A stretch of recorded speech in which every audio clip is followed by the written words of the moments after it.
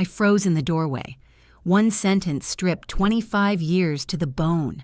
My name is Margaret, and at 58 years old, I never thought I'd discover that my own daughter and my two brothers had been secretly plotting against me in the most unthinkable way. It all started on a Tuesday afternoon when I decided to surprise my daughter Sarah. I had spent the morning baking her favorite lemon cake, the same recipe I'd used since she was 5 years old.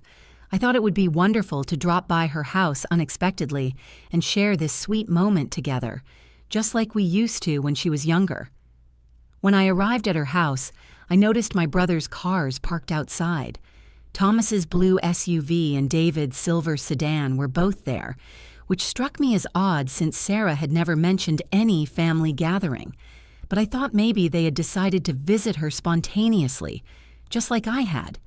I used the spare key Sarah had given me years ago, the one she insisted I keep for emergencies. As I quietly opened the front door, planning to surprise everyone with my homemade cake, I heard voices coming from the living room. At first, I felt excited thinking about how happy they would all be to see me. But then I heard my daughter's voice, and the words that came out of her mouth stopped me dead in my tracks. The envelope I found later contained one signature that changed everything. Sarah was asking Thomas if he was certain their plan would look natural when it happened. Her tone was cold, businesslike, nothing like the daughter I knew. My heart began pounding so violently, I thought it might burst from my chest. I pressed myself against the hallway wall, straining to hear more, while trying to convince myself I had misunderstood. Thomas assured her the plan was foolproof. He explained how an elderly woman having a fall down the stairs in her own home would raise no questions. David joined in, discussing how they could sell the house after the funeral, mentioning the $180,000 property value plus the life insurance policy. They spoke about my death like a business meeting. The cake slipped from my trembling hands and hit the floor with a soft thud. I couldn't believe what I was hearing. My own daughter, the child I had raised single-handedly after her father abandoned us when she was just 3 years old, was discussing my death as if it were a routine transaction. My mind went completely numb. That house they were calling old was the same home where I had worked 3 jobs to keep the mortgage payments current.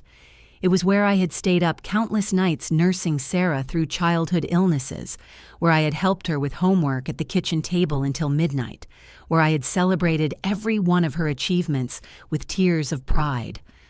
What I heard next made me realize the planning had gone much deeper than I imagined. Sarah asked about life insurance investigations with the casualness of someone discussing the weather. Thomas confidently replied that natural accidents happen to people my age all the time, adding it would pay out on my existing $120,000 policy after they quietly changed the beneficiary. Sarah then mentioned my recent dizzy spells, saying everyone would think it was just a tragic accident waiting to happen. Those dizzy spells she mentioned were something I had confided in her about during our last phone call, worried that they might be a sign of something serious. I had trusted my daughter with my health concerns, and she was now planning to use them as a cover story for my murder. I wanted to burst into that room and confront them immediately, but something held me back. Maybe it was shock. Maybe it was the need to hear everything they had planned, but I remained frozen in that hallway, listening to my life being dissected by the 3 people I loved most in the world. They discussed timing in detail. Thomas suggested it should happen when each of us has a solid alibi, but also when it wouldn't seem suspicious. Sarah interrupted, insisting it would be better if it happened inside the house, more believable. She referenced the steep stairs and my balance issues lately. I had to cover my mouth to prevent a sob from escaping. They had thought of everything. Every detail, every possible question, every way to make my death look accidental while they collected the money I had worked my entire adult life to save. But what came next was even worse than the murder plot itself. The cruelest words came from the person I loved most. David laughed as he said he was surprised I had held on to my money for so long, calling me too generous for my own good.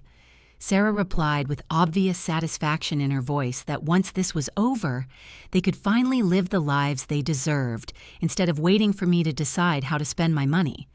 The life they said I was standing in the way of? I had given Sarah everything I had. I had worked as a cleaning lady, a waitress, and a night shift factory worker, simultaneously just to pay for her college education. I had sold my grandmother's jewelry to buy her a car for her 16th birthday. I had taken out loans I was still paying off to fund her dream wedding 3 years ago. And my brothers, the same brothers who had refused to help when Sarah needed emergency surgery at age 12, claiming they had their own families to worry about. The same brothers who had never once offered to help with Sarah's college expenses, saying I was spoiling her.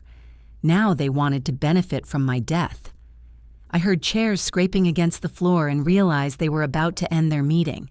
I quickly and quietly slipped out the front door, my entire body shaking with a combination of terror and heartbreak that I had never experienced before.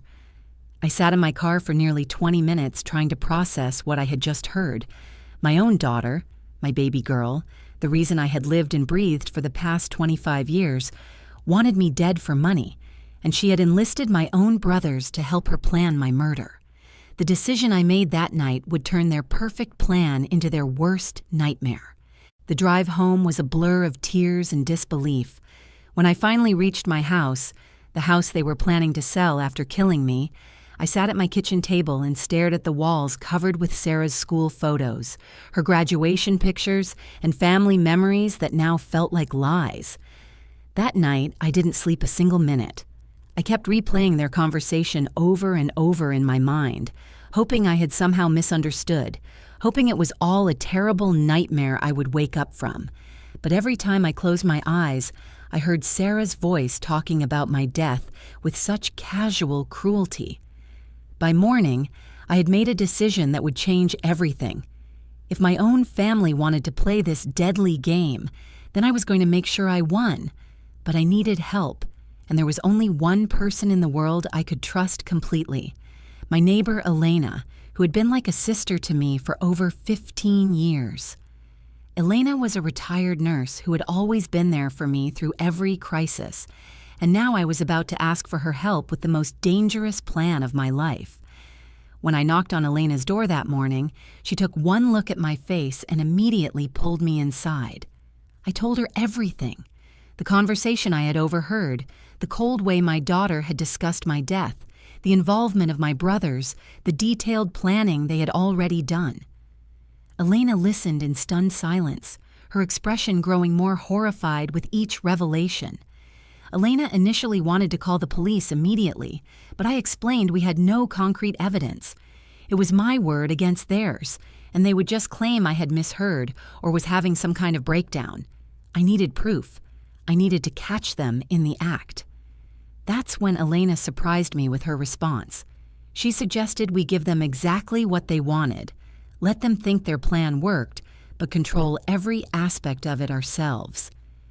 Over the next several days, Elena and I worked out the details of the most dangerous gamble of my life. By Friday morning, we had our plan ready. We would stage a convincing medical emergency that would appear serious enough to warrant family attention.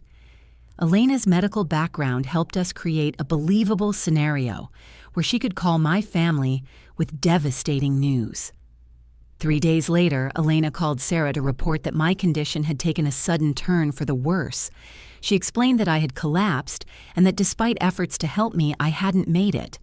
Elena's nursing experience made her performance absolutely convincing as she delivered the heartbreaking news to each family member. Within hours, Elena had contacted Thomas and David as well, informing them of my supposed passing from what appeared to be a sudden heart attack. She told them she was handling the immediate arrangements and would be in touch about funeral details. The news spread quickly through our small community, just as we had planned. But I wasn't dead. I was hidden in Elena's guest room, very much alive and waiting to see how my daughter and brothers would react to the news of my supposed passing. Elena documented their voicemails to her and saved their written messages, giving us the evidence we desperately needed. What I discovered over the next 48 hours was even worse than the murder plot I had overheard. Their complete lack of grief, their immediate focus on money, and their callous discussions about my funeral arrangements revealed just how little I had meant to them despite everything I had sacrificed. When Elena called to tell Sarah about my death, she didn't shed a single tear. Instead, her first question was about the will and how quickly they could access my bank accounts. The time-stamped call recordings Elena captured showed Sarah immediately asking about insurance payouts and funeral costs. She began making arrangements for a quick, cheap cremation. No wake, no ceremony, just the fastest way to process the claims and sell the house. Thomas and David were equally cold in their reactions. The texts they sent to Elena and the voicemails she saved showed them discussing dividing the inheritance before I was even buried, arguing over percentages and timelines. They showed no remorse, no sadness, only excitement about finally getting their hands on my money. But their celebration was about to turn into an on-the-spot humiliation. Elena and I had documented everything: call logs, the timestamp texts they sent to Elena, and the voicemails she saved, showing their immediate focus on the payout. We had enough to support charges of conspiracy to commit murder, forgery, and insurance fraud. The confrontation I had planned was going to be devastating, but it was nothing compared to the devastation they had already inflicted on my heart by choosing money over the mother who had given them everything. On Monday at noon, 3 days after my supposed death, they gathered at my house for a brief estate paperwork check. I told them the lawyer needed signatures. I walked in on my own 2 feet, accompanied by my attorney and a retired detective who had agreed to witness their reactions. The looks on their faces when they saw me standing there, alive and well, was worth every moment of pain this betrayal had caused. Sarah's scream echoed through the house. Thomas and David sat frozen in shock. They couldn't comprehend how their perfect murder victim was standing before them, ready to lay the paper trail on the table. But the real shock came when I revealed the evidence we had gathered: recordings of their conversations, documentation of their immediate financial focus after my supposed death, and most damning of all, the insurance beneficiary forms that had been secretly changed just weeks before their planned murder. The final piece of evidence I pulled from my purse was Sarah's forged signature on a beneficiary change form, quietly filed weeks earlier, naming her the sole beneficiary on my existing $120,000 policy. The insurer placed an immediate hold on any payout and referred the file to its Special Investigations Unit. The forged beneficiary change was subsequently voided. After investigation by the DA's office, Sarah was convicted of conspiracy to commit murder and insurance fraud, sentenced to 12 to 15 years. Thomas received 8 to 10 years for conspiracy to commit murder. David was given 6 to 8 years for his role in the conspiracy.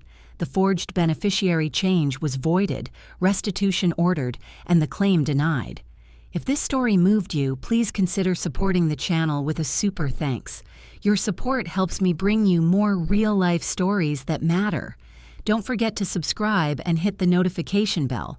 There are so many more incredible stories waiting for you right here on the channel.